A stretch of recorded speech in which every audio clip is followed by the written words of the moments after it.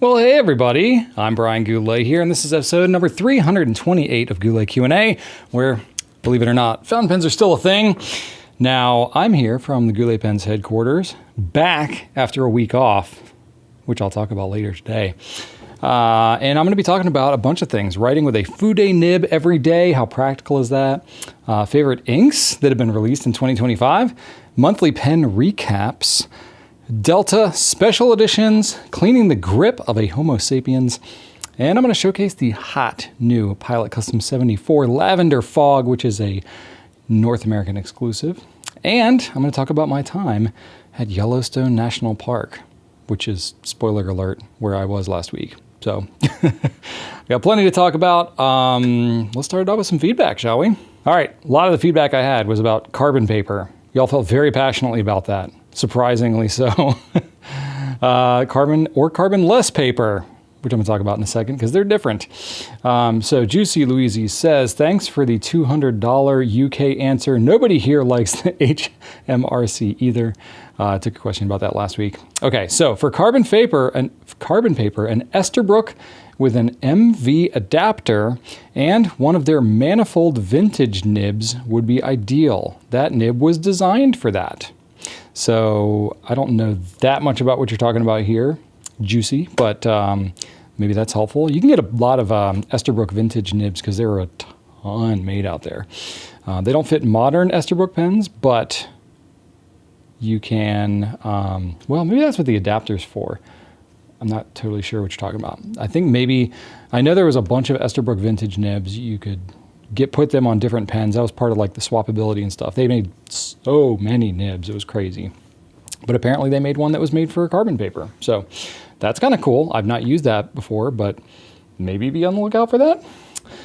Evan Basnaw says, the old Schaefer nib that I have from the 1940s was made with carbon copies in mind. It's smooth but very stiff. The new Schaefer 100 is super hard and a bit dry. It would probably work well for pressure paper today. Yeah, I would say so. The Schaefer 100, Schaefer Legacy probably would work pretty well too, actually. So yeah, honestly, most any steel nib pen would probably work just fine today. And the last one is from Marvin Mediocre, who's always got helpful feedback for me. Carbon paper has largely been replaced by NCR paper, no carbon required. This is probably what you were talking about. It's also sometimes called carbonless paper or non-carbon paper. I've also heard it referred to as two-part or three-part forms. Carbon paper is still used today, but mostly for art, crafting, and design to transfer designs or patterns onto various surfaces like wood, metal, fabric, or canvas. Yeah, I think you're right. I know enough to be dangerous here, so I'm not going to speak on it too much.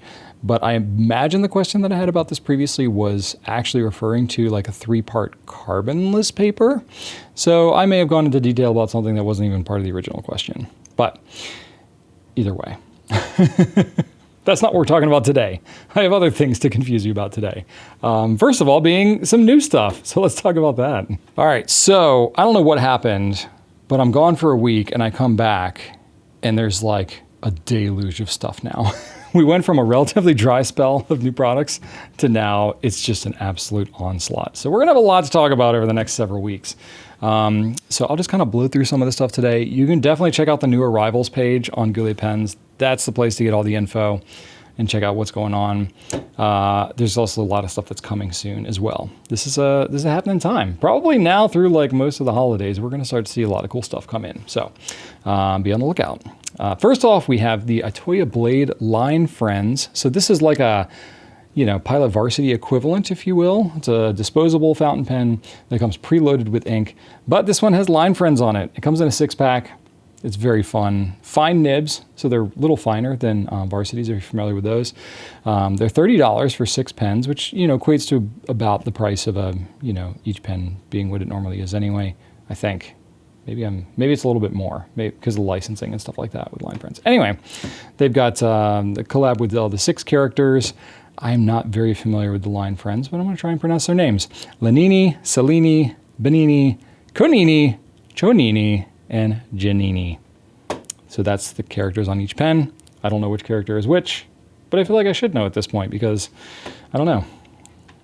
Line Friends has come up in a couple times. Sailor did some Line Friends a while ago too. So it's really big in like South Korea from what I understand, but I don't know. Maybe it's coming into the US a little bit. There's a lot of South Korean stuff that's kind of popping. Anyway, Pilot Pereira, we got some of those in some solid bodies. So we've had translucent bodies before. We carried them for a long time. Demand kind of dropped off, so we didn't carry them, but we got some new colors and some solid bodies. So we figured we'd try them again. So these are $64. These are Pilot steel nibs. Part of the reason I think they've gotten some criticism before was that like it's the same steel nib you can get on a Metropolitan and Explorer, which is true, but I don't know. It's a little fancier pen. It's a little nicer. Still pretty lightweight because it is resin, but it's got more metal components and stuff like that. It's, you know, it's a really nice pen, nice flat top. So it comes with a Con 40 and a cartridge as well. And there's 4 colors: cinnamon brown, empress teal, which I really like, honey yellow, and porcelain white. So snap cap, which really good feeling cap on these Pereiras. Pretty lightweight. So yeah, give it a try. It's almost a pocket pen, not quite a pocket pen, but it's definitely a little on the slimmer side. Also got a bunch of new inks. Oh my gosh, Ferris Wheel Press just keeps them coming. We've got browned and buttered, which is pretty cool. It's like a burnt goldenrod brown with some gold shimmer in it. That's in the full-size 38 ml bottle for $25. Ferris Wheel Press Sprouting Pastures, which is a spring green with bronze shimmer. Looks very nice. That's in the Fairy Tales collection. That is a 20 ml bottle for $22. Ferris Wheel Press Phantom Mist. This is a muted like purple gray with green shimmer. Looks nice. This is also part of the Fairy Tales with that 20 ml bottle. And we have Astral Blue Odyssey, which is a 38 ml big one. It's got a good sheen to it. Nice saturated blue with rose gold shimmer for $25. So some really cool colors. Ferris Wheel Press, man, they're just on it. And then we have a couple of pens from Pelikan, actually, which is kind of nice to see. Pelikan M601 Rudy Rother. So this is, essentially an M600. This is a special edition, and I think we are pretty low on these, if I'm not mistaken. I have some notes in here that says only extra fine left. I don't know if we're replenishing these or not, but either way, it seems like we might have some extra fines. These pens are, M600 size, but they're special. If you remember before, there was a Glauco Kanban, which looked really nice. That was from before. So it's part of like their art series, a continuation of that, different artist, obviously, Rudy Rother. Piston filling pen, yeah. I don't know what else to say. It's got all the Pelikan normal appointments on it. Nice writing pen. So you can go check that out. $7.56 for that pen. And we also have some more Pelikans here. So we have another M600. This is a white and rose gold special edition. So this is going to be a 14 karat gold nib on this one. Extra fine, fine, medium, and broad. We have piston filler again. Yeah, white resin, rose gold plated trim, and nib. It's got a special a matching like gift box that goes to it too, which is kind of cool. So that pen is $6.32. Little price break on it from the Rudy Rother one. And then we have our Pelikan M200 Apricot A-Shot, which is the special edition. That's their pen of the year. So we've had the ink for a little bit, and now we got the pen to match. So that's kind of cool. This is a steel nib on this one, extra fine, fine, medium, and broad. Another piston filler. And it's got a slightly translucent, like apricot resin, gold-plated trim. So yeah, it's inspired by the Apricot A-Shot gemstone. And it's got a special edition, gift box as well. So you can check that one out. That is $2.32. And we got a couple more pens. Hang in with me. We got a couple from Conklin, an 1898 Cosmic Cloud. So this is a special edition that is a Goulet exclusive, which looks pretty awesome. So I'm really into this one. This is a Jonathan Brooks material, which of course is going to look awesome. It's $180 for this one. Yovo number 6 nib on this. Extra fine, fine, medium, broad, 1.1 stub, and Omniflex as well, which has been pretty popular with Conklin. Standard international cartridge converter, converters included, threaded converter, which is kind of nice. So we're only doing 100 of these. So I think they'll probably move along pretty good because they just look really awesome. So nice purple, blue, and white. I will say the pattern on these varies quite a bit. So we tried to take a picture with a variety of them. I've definitely had some that have been like mostly blue, some that have been mostly white. It's really going to vary quite a bit. So just be aware of that.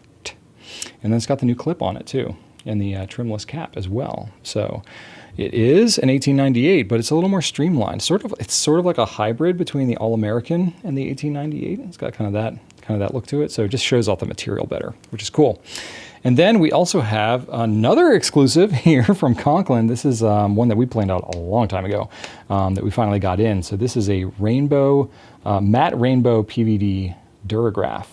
So this is an all metal Durograph. So it's gonna be a little heavier than your run-of-the-mill Durograph here, but it looks pretty darn cool. That matte rainbow just like really pops. We've had like rainbow trim and accents on various pens, but nothing quite this dramatic. It looks really nice. It's very colorful, if that's not obvious by the name. This is an $80 pen, so sub $80, I should say. So that's pretty cool. It's got a black nib, Yovo number 6, extra fine through stub plus OmniFlex as well on that one. Sienna International as well as the converter and all that. And yeah, black trim. It looks really cool. So if you like heavier pens, this would be a really good one to check out. And then last but not least, I'm going to have the pen that I'm going to feature today and actually spotlight. This is the Pilot Custom 74 in Lavender Fog. So this is a North American exclusive, US exclusive. I'm not sure, but I know it's definitely available in the US. So we're going to have it. This has been brought in by Pilot USA. It is a really cool color. And we've had only translucent Custom 74s. So this is the first solid body Custom 74 that we've ever had available to the US market. Before that, you would have to try to get it from Japan. So they've had various ones. You know, that's the thing, is like they do a lot of solid body stuff in other countries. But, you know, we got the 743 in, and now we got this. If you like it, maybe there's more that can be had at some point. But the special color, this color's never been done before, Lavender Fog. It's nice. It's a nice pale lavender, a little bit of gray to it.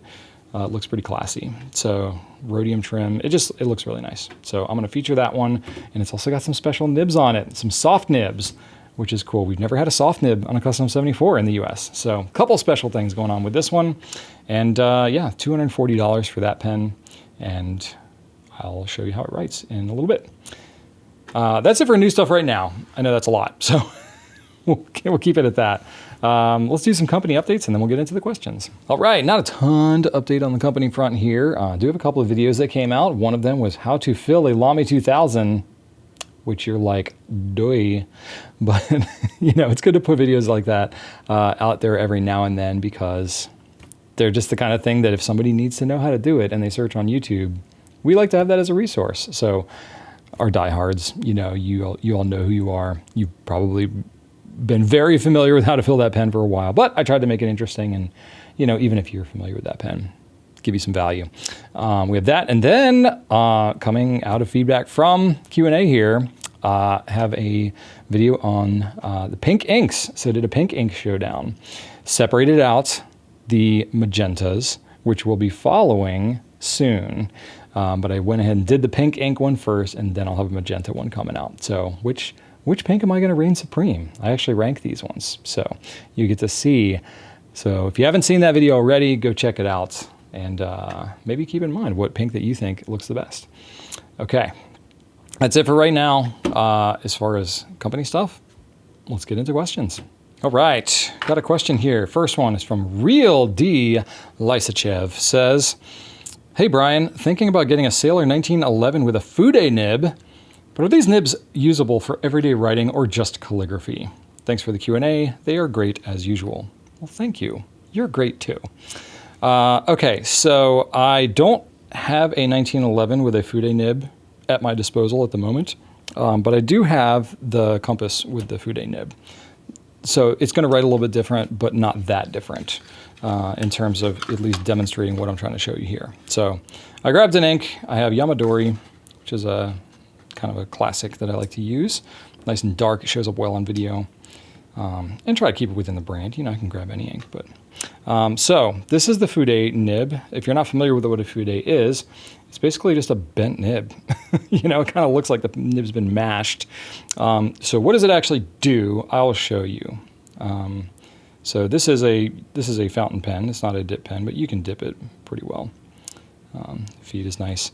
So what the bent feature does is it allows it so that if you write with it more or less straight up and down, you can get, of course, it's not going to show great on the video, but you can get it to write, pretty well straight up and down.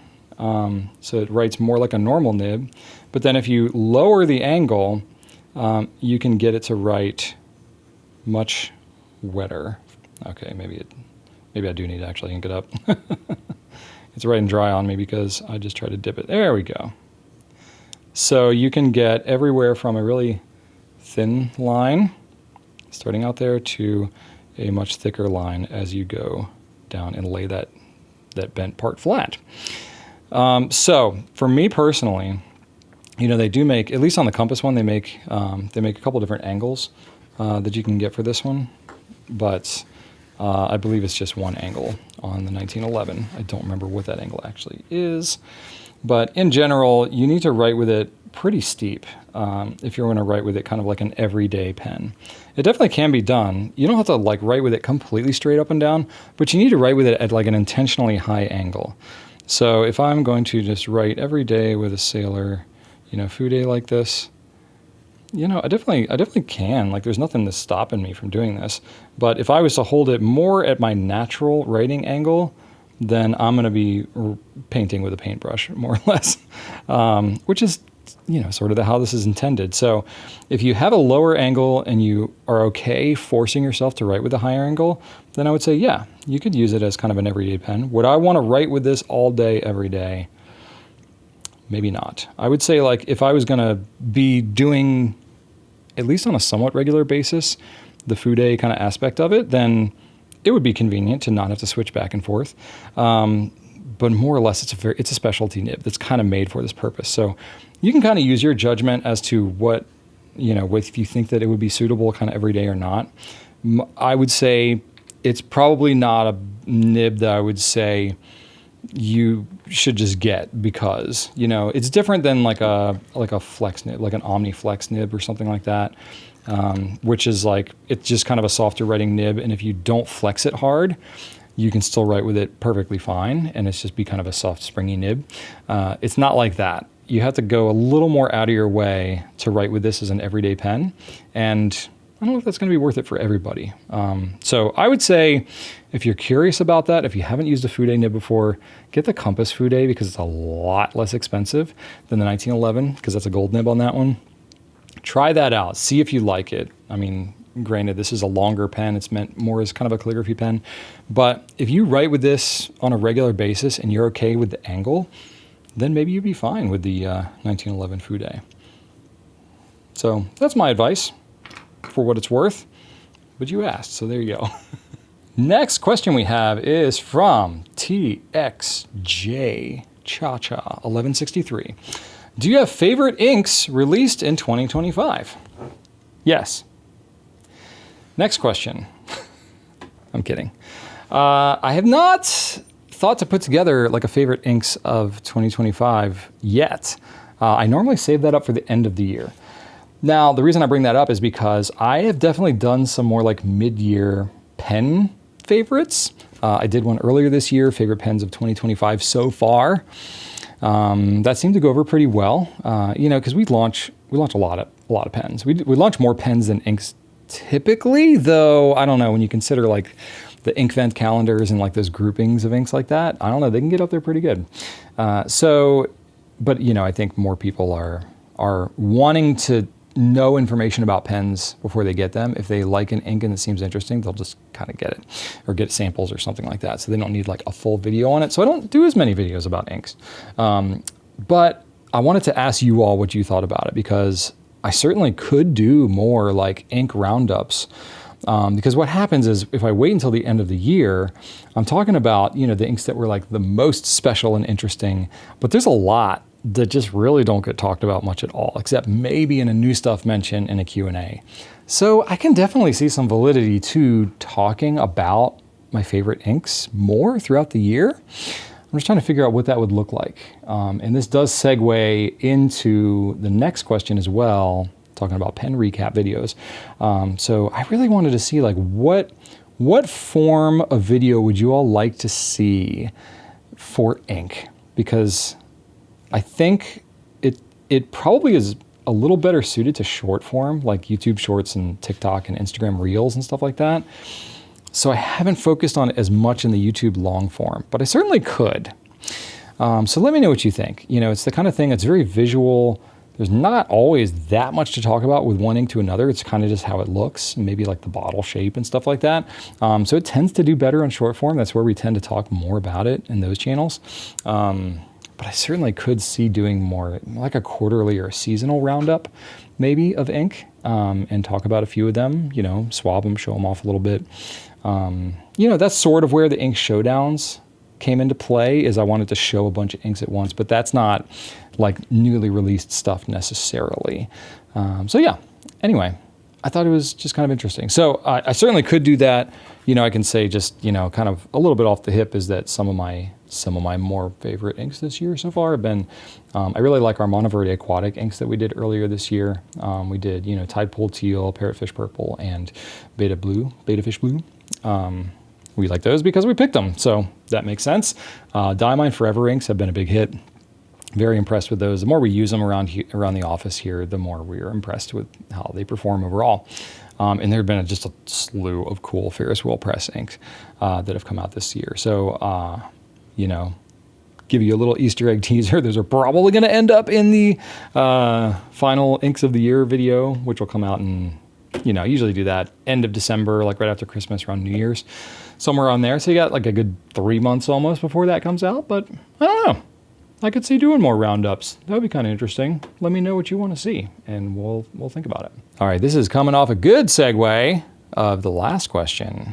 Got one from eMarino9805. Says, whatever happened to your monthly pen recap? With 3 question marks. So eMarino is very confused. very, very questioning. Said that was the highlight of my month. I'm going to be honest with you. I had to like ask my team. I was like, did we do a monthly recap? Am I not remembering correctly? Maybe I've just been doing this so long, I've totally forgotten most things. I don't remember ever doing a regular monthly recap.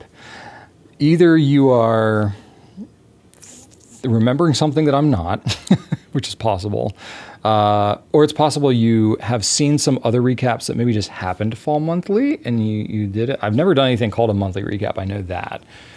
Or it's possible there's another creator that's been doing it that you're thinking of and it wasn't me. But either way, you got me thinking, especially after the last question, thinking about the inks and the, you know, different recaps and stuff like that.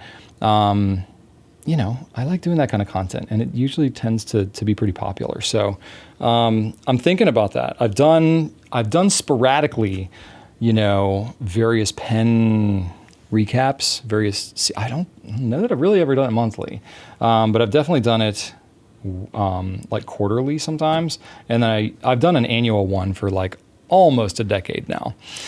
So that I'm gonna keep up doing for sure. But I could see doing it more regularly. Quarterly would probably make the most sense for me. That's probably the most feasible, I guess. Monthly seems like very frequent. I don't know. But it's also the kind of thing that could be really good in like a short form video. You know, the long ones, they take time to produce, a lot of time to edit and stuff like that. So I can only make so many of these in a month. And if I was to do a monthly pen roundup video, I don't know. I mean, if y'all like it, then I should definitely do it. You know what I mean? So I really want some feedback on this. I'm open to ideas. You know, I could also make that, if I did it more frequently as a monthly, I could make it like a feature of Q&A perhaps. Unless it ended up being so long, it made sense to make it its own standalone video. I don't know. You got me thinking. You got my wheels turning. So let me know what you think. You know, again, I've been making videos for almost 16 years now.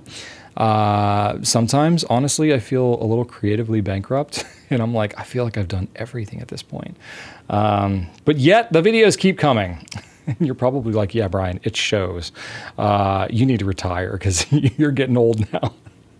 I had a comment on a video a couple of weeks ago. I'm just remembering off the top of my head. I don't remember who commented it.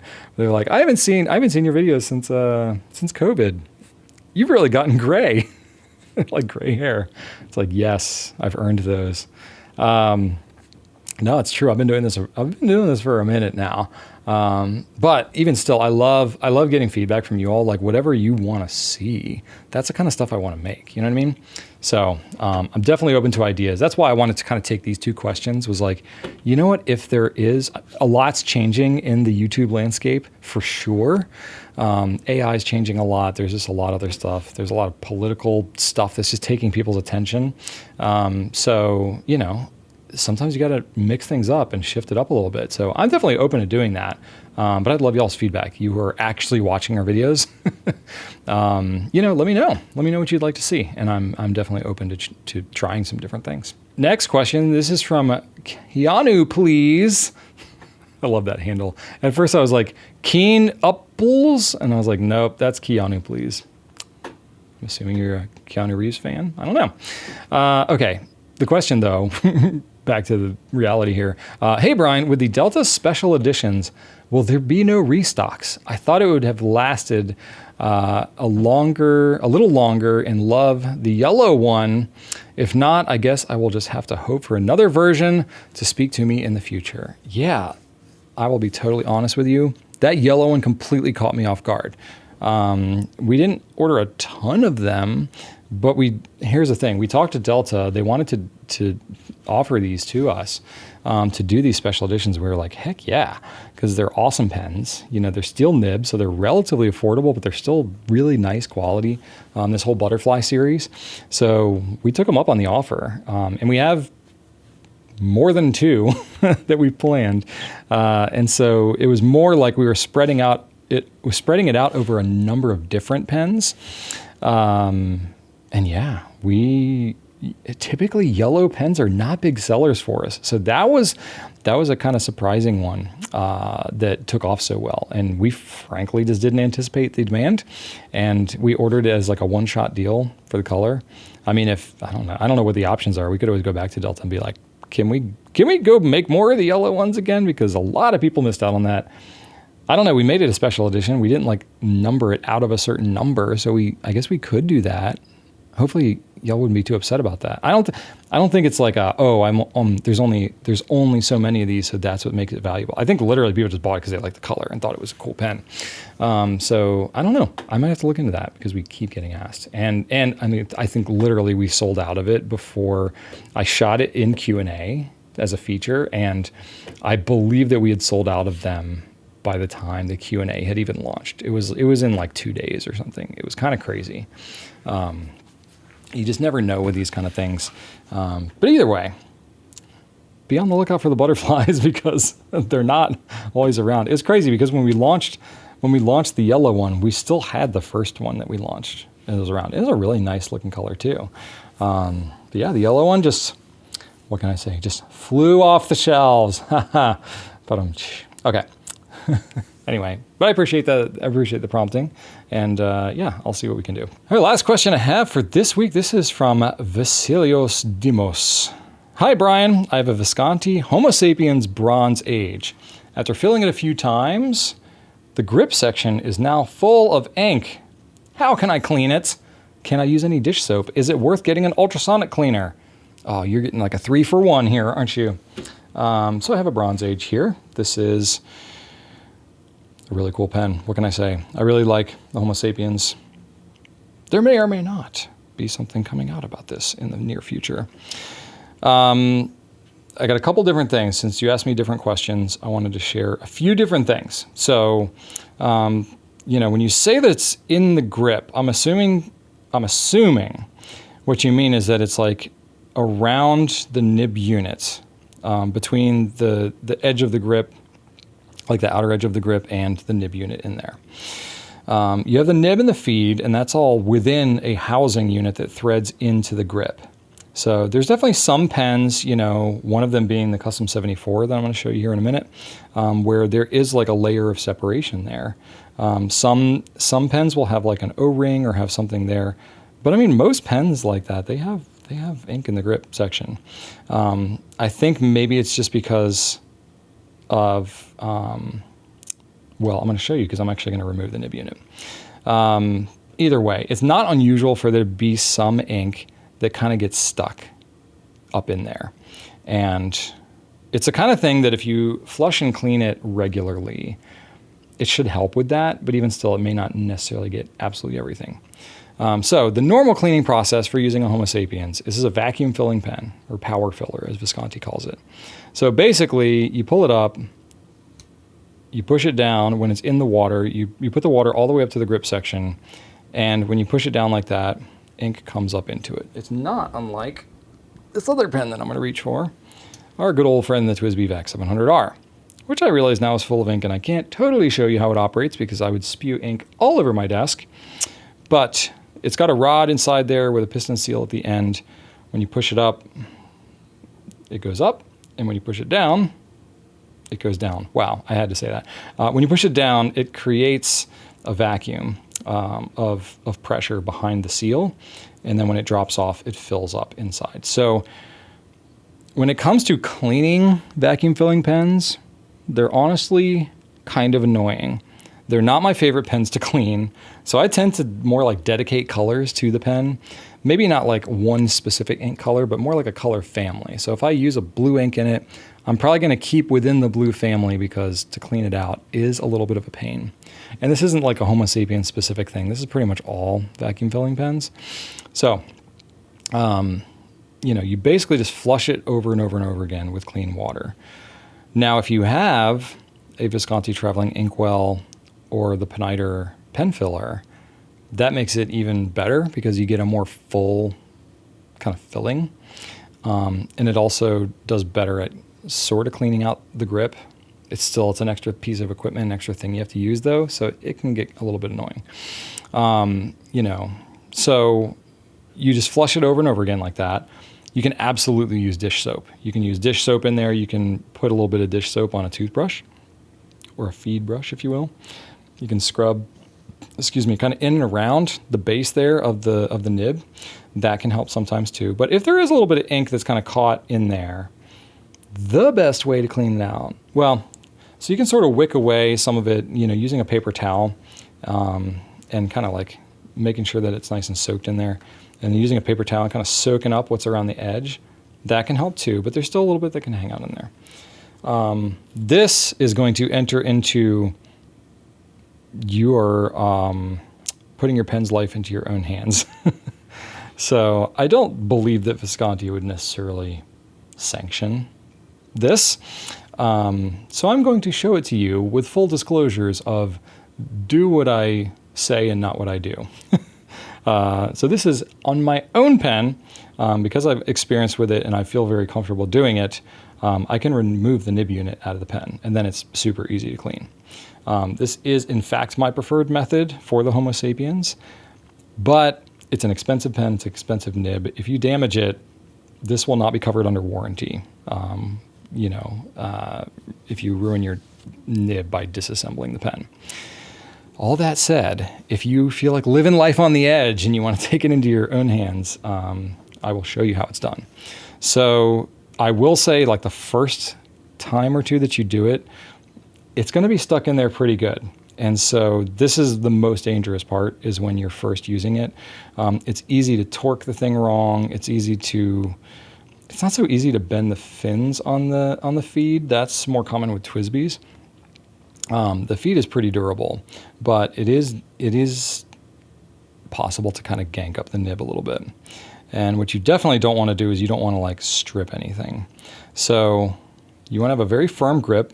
So what I like to do is I rest my thumb on the feed and rest my pointer finger right on the nib like that, because that bends. I can support the nib a little bit better, and then I press my thumb in firmly there. So it's pretty well gripped in here, and I'm going to keep it gripped in there, and I'm going to keep it basically in place, and then I'm going to turn the body of the pen so that I'm keeping a firm and stable grip on the nib, and I'm going to turn the body. Now, when it does that, it's going to want to twist it in my hand. As you're twisting it, if you're pressing firmly as you're twisting, that's when you can torque things out of control. So it takes a little bit of practice and finesse. So maybe try this on some other pens that have removable nib units. So I'm pressing that pretty firmly, and then I'm going to gently twist it. Now there's an O-ring on the back of this nib unit. So there we go. So I got it. I did do this ahead of time, so this is not the first time that's been done. But there's the nib unit, and it has an O-ring back here. That is part of why it's hard to get out, is because that O-ring is pretty necessary for the vacuum filling functionality, because if it doesn't have a perfect seal, that vacuum function is not going to work as it needs to, and that helps. So as you can see here, it's got the O-ring in there, but essentially with that O-ring blocked, you know, if you're filling the pen, it is possible for ink to get around the outside of this nib unit and kind of hang out in the walls of the grip. So that's why if you are comfortable removing the nib, then you got to do is take a cotton swab, and you can just, you know, wet it and swab it out there, and then it's squeaky clean, and it's super easy. You could even put a tiny bit of silicone grease on this O-ring, and that would make it even easier to remove in the future. And wouldn't, if you don't glob it on there like crazy, you got to be careful, because the back of the feed is right there. So if you put a ton of silicone grease on there and you like scrape it on there, you could end up blocking the back of your feed, which would not be ideal. But if you put just a little bit of silicone grease, like kind of right around there, then you should be able to, you know, slip it in and out easier. And that also makes it easier to clean the pen, because you can see like the mechanism in there. You know, then you can use an ink syringe and you can sort of flush it out. There's a lot of different options you have once the nib unit's removed. I think you can do the same thing on the VEC 700 too, if I'm not mistaken. Yeah, because on the VEC 700, the grip removes, the whole grip removes. So that makes it really easy. You can, technically, it's also got O-rings on there too. Let me see how inky I can get my fingers here.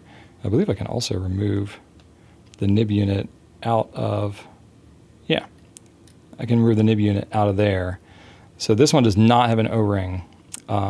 At the nib unit here, it has one. So TWSBI's answer to this, because it's a demonstrator and it's like even more obvious, they put O-rings here at the end of the grip there. So ink really shouldn't be making its way. So it's got an O-ring at the back, it's got an O-ring at the front, and there really shouldn't be any ink getting into that grip at all. So that was their solution.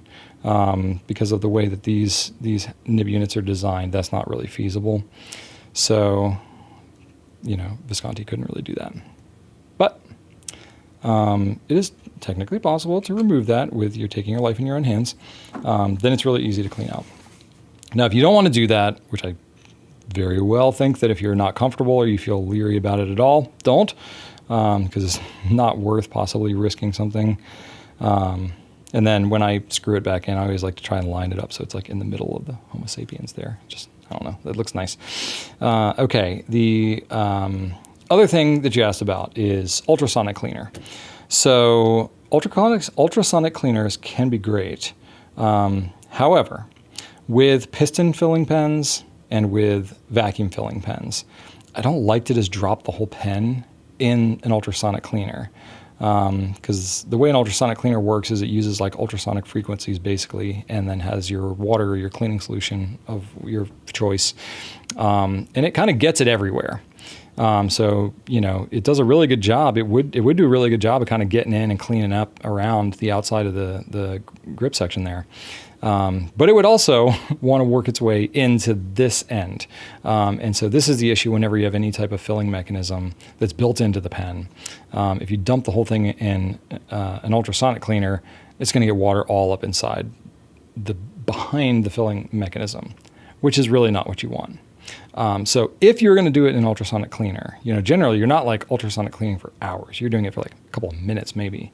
I would just have it, and I would hold, you know, I would fill your ultrasonic cleaner with, you know, several inches of solution of whatever it is, water. It would be perfectly fine. And I would dip it in there and hold it in, you know, kind of at an angle like this, you know, underneath the water.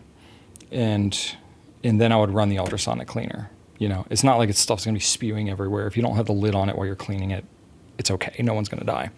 And then you're keeping the back mechanism out of the ultrasonic cleaner. So I wouldn't necessarily go out and buy an ultrasonic cleaner just for this purpose, but if you already have access to one, or if you were thinking about getting one for some other use and you're like, oh, I also need to clean the grip of my Homo sapiens, then just know that that's another potential use that you could have for it. But, worst case, you can always reach out to my team. We can help you troubleshoot stuff, one-on-one if needed. But that's my advice. That's what I have for the Homo sapiens. So hopefully that helps you out. That's it for questions. Now let's get into the spotlight. Okay, pen spotlight, right? Let's take a look at the Pilot Custom 74 Lavender Fog. This is a very familiar looking Pilot box. They use this for a lot of different things. It doesn't come in a special box or anything, but it's got a nice window there. Ooh la la, look at that color. Now, I'm not gonna lie to you. Part of the reason I wanted to show this is because I have a lot of custom 74s and I wanted to flex a little bit. I wanted to show them all off. No, really I wanted to show you what other colors they've had in the custom 74 so you can see how this one really does stand out quite a bit. So, for those of you that don't know your Goulet history, which I don't know how many of you are watching, 45 minutes deep into a Q&A here and don't already know this, but I love the Pilot Custom 74. This blue one right here was the first gold nib pen that I ever owned, and I really fell in love. And Pilot's nibs are a little bit soft anyway. They're a little bit springy, I'll call them. They are not stiff gold nibs, generally speaking, which a lot of people like, myself included. Now, they've done a bunch of custom 74s, but they've all been clear bodies. Which do look really nice, clear, translucent bodies. So the London Fog does stand out a bit in comparison. It's definitely a brighter color. I mean, you can even just see in this video, like my background's all dark, but this thing is jumping off the screen. And the opaqueness of it too, which some people may like, some people may not. Now there's some advantages and disadvantages. One of the disadvantages would be that you can't see your ink level without opening up the pen, which is kind of convenient, I'm not gonna lie. Now, some of the disadvantage is that sometimes the insert can get ink behind it and you can get ink inside your grip, which these grips are it's like a 2-layered grip. And there's really no good way to clean it out because the 2 layers are glued. So unless the glue breaks down somehow and you're able to separate out the 2 layers, you really can't clean in between it. So that is probably my biggest gripe about the Custom 74 is the fact that, I've perpetually got, I don't know how well you can see that, but I've perpetually got some like blue ink up in my grip section. That doesn't bother me too much. The pen is definitely worth it, but for some people, it's really annoying. So anyway, I wanted to show you the colors that they have done before. Some of these are discontinued.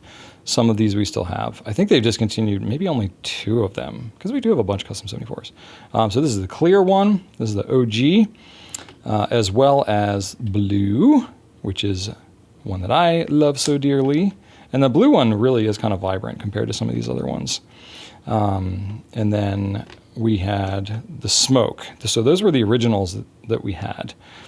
Smoke is a nice translucent one, kind of like the smoke Custom 823. And then, sorry, I'm moving these around because I put them not in the order that I wanted to show them. There's a lavender and an orange as well. I believe these ones came next. So these are nice, but these ones are not available anymore. And these ones came in like a different box too, if I remember correctly, than the other ones.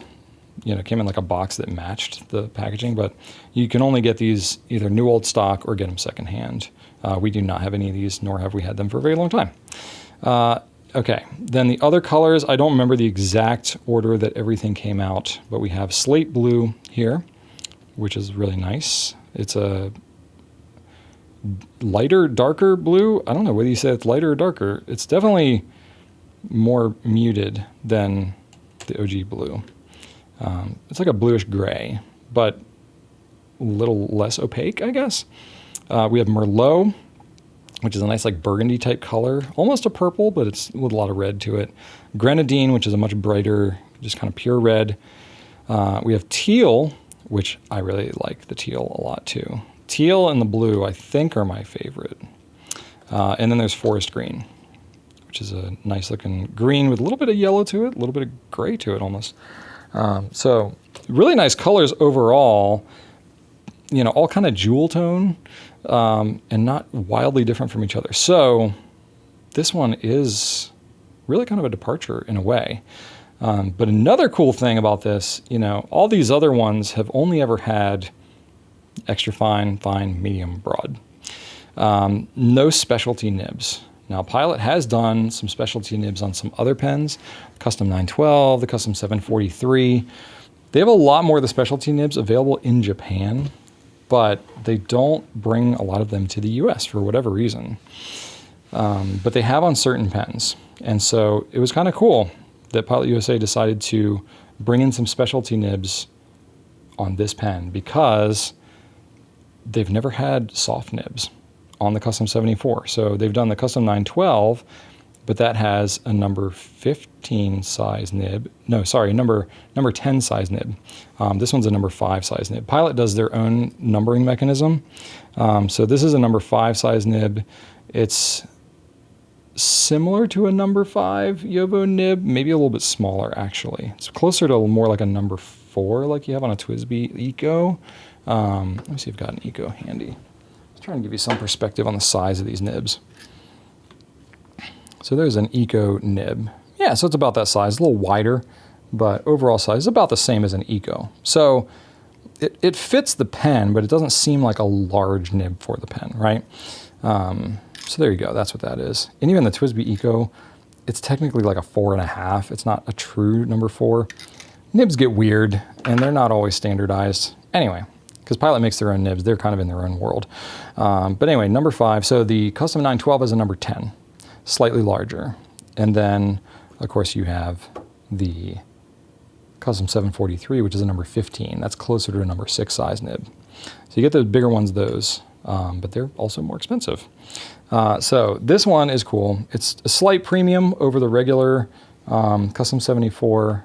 The regular Custom 74, it costs, let me tell you, I had it pulled up here, $200. So $200 normally, gold nib. This is one of my favorite gold nib pens, so I definitely think it's one worth considering.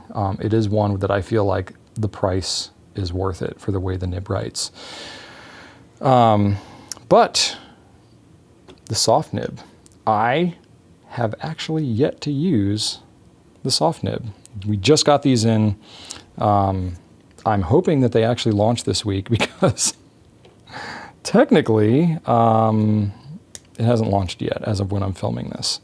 But I'm going to go ahead and just bank on it launching. What ink did I want to use? I pulled an ink. What did I do with it? That's a Sailor ink.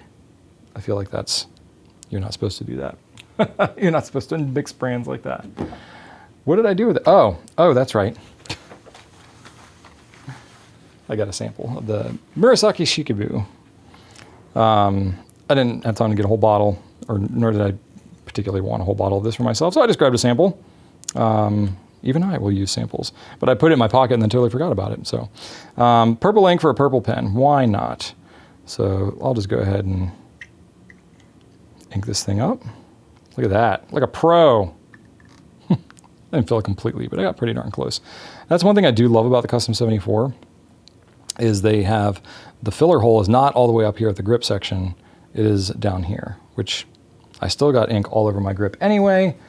That's kind of hard to avoid in a sample when you're using the Con 70 nib because it's a little more violent filling process. You know, more like a vacuum filler. Your ink is just going to go places. Okay, so getting some good use out of this paper towel here. There we go. I can kind of soak up around the edges there, and nice. Okay, I'm just getting a rainbow of colors on my fingers today. Oh, yep, I didn't even get it all. Okay, so this one in particular that I have is the soft fine medium. I have never used Pilot's soft fine medium. I don't believe, well, I guess I've used it on the other size nibs, but not on the number 5 size. So let's see here. This is Pilot. Ooh, yeah.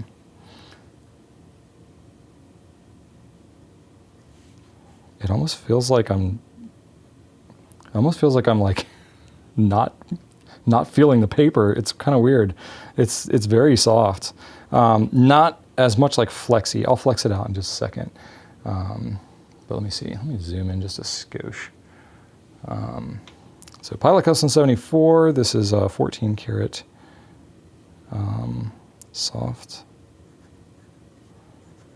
fine medium. Now there is a soft fine medium, and a soft medium. The soft medium is going to be the wetter of the bunch, obviously. Okay, let's see if I flex it out a little bit. Okay, so it goes from maybe like a fine medium to a medium. It's not a huge difference. So I think, if I had to say, this is one that like, it can give you a little bit of line variation, but it's just a bit. It's nothing crazy. That's not necessarily why I would say you would probably want to get this soft nib. It has more to do with the way that it just kind of writes. It feels very bouncy.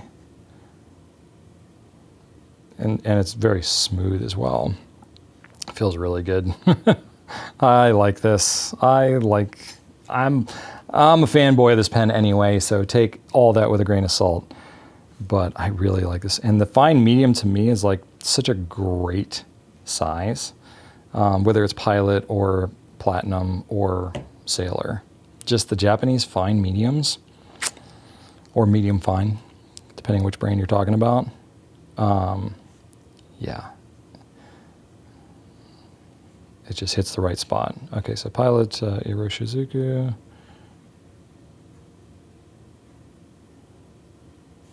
Oh, let's see if I can spell this. Murasaki Shikibu. Boom. Oh, I like that. I like that a lot.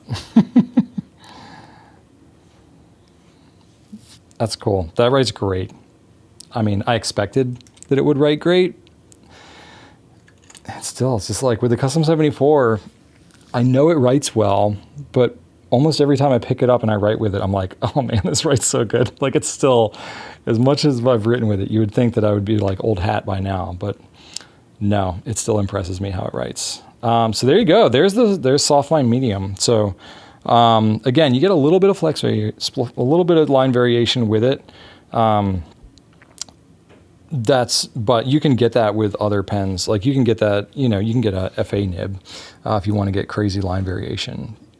This one I think goes more for writing feel. And if you write with a little bit of pressure, you can get some variation, which kind of look kind of cool. But yeah, I like this a lot. The color's cool. It's not necessarily one that I would have like picked for myself, but I kind of like it. I think it works well, kind of with the rest of the lineup. I think standing on its own, it's a very pleasing color, Yeah, I don't know. I like it. So you can get those. We have them. I don't think they're like limited edition or anything like that. So I think they'll be available for a little while. But either way, I imagine they'll be out for like a couple of years. I don't know how many they buy or anything like that, but when they did the like Verdigris Custom 743, that was a North American exclusive, and it's still out. It's been a couple of years. I don't think it's going to be out forever. I imagine they'll discontinue it at some point, but I don't know. Pilot keeps making them. So yeah, give it a look. Let me know what you think. You can leave some comments. But anyway, I'm a fan. I like it. And okay, let's move on to my adventures. All right. Well, I was out of town last week. Had sort of an opportunity to, I had some personal travel that I needed to do anyway. And I ended up being sort of ish near Yellowstone National Park. And I live in Virginia, which is clear on the other side of the country. And I really don't get out to the West Coast very often. Or I guess this would be Midwest, far Midwest. This is a debate I had with some people that were more from that area. Is like, where does Midwest start? You know, because like I know people who are from like Ohio and Illinois, and it's like they consider that Midwest, and I'm like, yeah, sure, that's Midwest, I guess. But then it's like, where does Midwest stop, and then West? Because you have West Coast. Anyway, that's not the point. So yeah, I'd never been to Montana before. And I guess Yellowstone is huge. I think most of it's in Montana, but there's also Wyoming and Utah, I believe. I think it covers, those 3 states. So I think actually part of the time I might have been in Utah. No, Wyoming. I don't remember. I wasn't the one driving. So I had an opportunity to sort of tag along with some friends and go see Yellowstone. So that was pretty rad. I spent a couple of days there. If you haven't been, it's pretty cool. Thankfully, it was not affected by the government shutdown.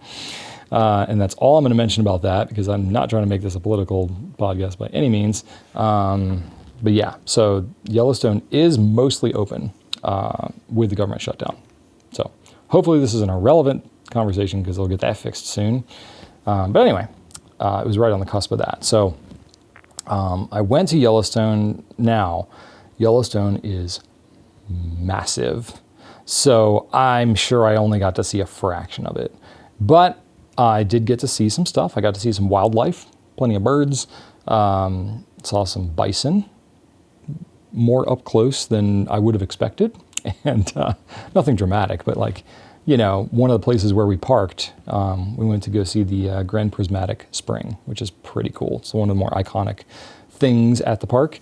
There was a bison just chilling right near the parking lot, like 5 feet from the cars. And it was like, okay, that thing's huge. So I did not get up close and try and get a selfie with the thing. And I was like, yep, that's a huge animal. Saw lots of elk and stuff like that. Didn't see any bears.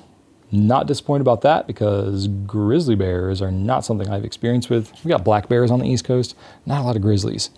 Grizzlies are huge and they can be really mean. So I was not exactly excited about running into any of those, but I didn't. So I did get a glimpse of a wolf though. Those are apparently extremely rare to see because they're kind of elusive, but it was like in the distance, sort of in the little mountain area, there was like a plain and then like a little hill with some trees. And I saw it like run into the trees, and I was like, pretty sure that was a wolf. But anyway, lots of nature around there. It's pretty cool. Got to see lots of hot springs and stuff like that, which were really cool. I mean, I was just like, almost when I first went into the park, I don't remember exactly where I was. It was around where the Prismatic Spring was. Yeah, it just seemed like the earth was like boiling. I guess because it is. But yeah, there were just like springs everywhere. Apparently there's like 500 or so geysers and springs and stuff like that. I don't know. Spoiler alert, my fun fact is all about Yellowstone stuff. So I'll talk about some more of that in a minute. But that was pretty cool. So I got to take some cool pictures, some video, but it was wild. It's like you feel like you're in like a pot of boiling water. It wasn't super hot though. It was, this was beginning of October. So it was still pretty cool. But it was unseasonably warm for Montana. It was like, 30s at night, but it was like 75 during the day. It was just stupid beautiful. And I'm just grateful to even have had the opportunity. I realize that like a lot of people can't get to see these national parks and stuff. It's like a very far travel, especially for folks on the East Coast where I am. Like not everybody's been to these national parks. So I feel very fortunate. This is not like a humble brag or anything. It was truly like the scale of everything out west is just different than the East Coast. We got a lot of greenery. We have a lot of humidity. We have a lot of mosquitoes, but like the scale of the landscape is pretty unreal out there. So that was my biggest thing, is I just felt like, wow, I am not the main character. out here in this park. Like, goodness, the scale of everything is so massive. It was very humbling, but also just, it was awe-inspiring. Grand Prismatic Spring was pretty darn cool. And just lots of the other springs. There were lots of hot springs and stuff like that. And you're just looking, you're like, this is just not anything I see in my normal daily life. And just reading up on all the different plaques and stuff that they have around about just like the kind of life that, there's like, extremely acidic, really hot environments that like scientists did not think that life was possible, but they're finding life in some of these things. So it's a really well studied place, but it's also so many miles of acreage of whatever. It's still not that studied. The thing I think that was my favorite though was the Grand Canyon of Yellowstone. I've never been to see the Grand Canyon, like the full-on Grand Canyon. I can only imagine. I mean, as people who've seen it have described it to me as like, it is a truly awe-inspiring experience. Like people just literally like crying when they see it or like taking their breath away. I've never seen that, but I got a glimpse of that with this Grand Canyon of Yellowstone. So basically there's a river that has cut this canyon into it. And I mean, the canyon is like 3/4 of a mile across and about 1,400 feet deep. It's pretty big. And it's got a waterfall in there. This is, what waterfall was it called? I am trying to remember. I thought I wrote it down somewhere. Lower Falls, I think that's called. Lower Falls. It's a 300-foot waterfall, which looks tiny in comparison to that giant, gorge that you're looking in, that canyon. But it was pretty cool. Got some really good pictures of that. I just, I was hiking kind of along the edge of the Grand Canyon there, and I was just like, wow, this is just crazy. So that was really beautiful. Did go to see Old Faithful, so that the timing just kind of worked out nicely there. But that one you're like set back pretty far. So it went off and it was pretty cool because it was pretty, reliable and faithful, but it's like, you're kind of back a little bit of distance from it. So it's like, oh, okay, that's cool. But there were some other geysers that were like closer to the path that we were walking on, and you got to see it more up close. And it was like, oh, that makes it seem bigger. So some of those were pretty cool, but there's so many. I think, my fun facts. I'll steal one of my fun facts, but it has to do with the active geysers. So Yellowstone is home to more than 500 active geysers. Which is more than half of the world's geysers. Isn't that crazy? More than half the geysers in the world are in that one park. It's pretty wild. It's a big park, but still. Anyway, and then, I did some smaller hikes, but the bigger hike that I did was up Bunsen Peak Trail, which is overlooking the Swan Lake Flats. So again, we don't have landscape like this on the East Coast. So there's these huge plains, and then there's these mountains that just kind of spew out of there. Pretty cool. So got to see Mammoth Falls. Didn't go hiking on Mammoth Falls, but got to see some of the rock formations and stuff. And you're just like, what is this? Because it's just crazy looking. But hiked up Bunsen Peak Trail, which is, pretty high up there. It was a pretty good hike, like a 1/4 mile or so up. So I think we went up like a 1/4 of a mile within like a 2-mile hike. So it's a pretty good hustle. Almost felt like you were climbing stairs the whole time. But the scenery just kept getting more and more dramatic. And then I realized on me, I actually had my traveler's pen, and I was like, hey, I'm traveling with a traveler's pen. So I took a picture of myself with my traveler's pen on the top of Bunsen Peak. So that was pretty fun. I was like, well, that works out nicely. So you see a corny selfie that I have with my traveler's pen. So that was pretty cool. Anyway, if you've never been to Yellowstone National Park and you get the opportunity to go, you should go. It's pretty cool. I feel like I could have spent a lot more time there because just there's so much to see.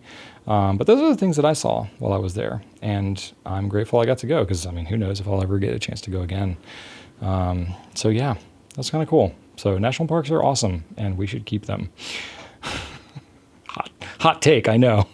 Anyway, so that's kind of it. And then, yeah, you know, Rachel held things down. She did not go with me. So she held things down. Kids are doing great. Yeah. Still working on, you know, Joseph driving, learner's permit stuff. It's going. It's going.